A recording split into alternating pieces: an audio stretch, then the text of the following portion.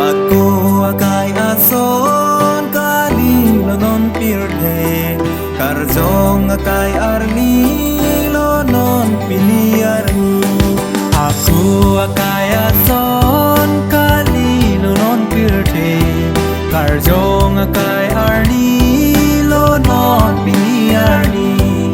Lampong bangong lonon kijut ang sayarni.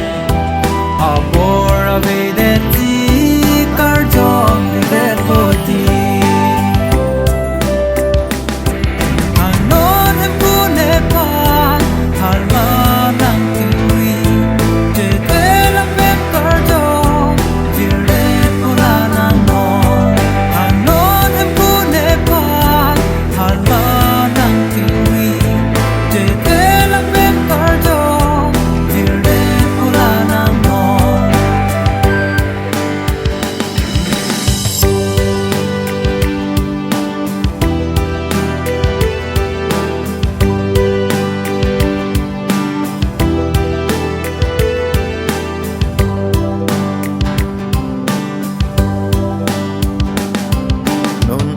Kaya pirte kang hon gin suki ave da lopi niar ni no na kaya rani lampi lampong doan desa mental muda non mai pensado non pini bang so pirte alo.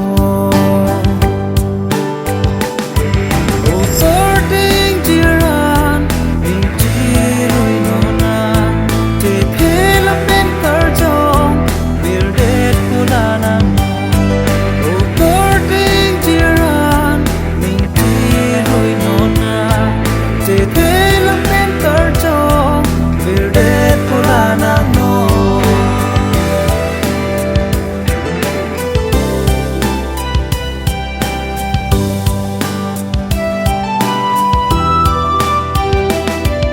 Ako kay kali lonon pirte alo dampri dampro akrong kaceri nang puno ladak pirte alo soitan napam keo mam sip te pai he rang along dan che ko nang no.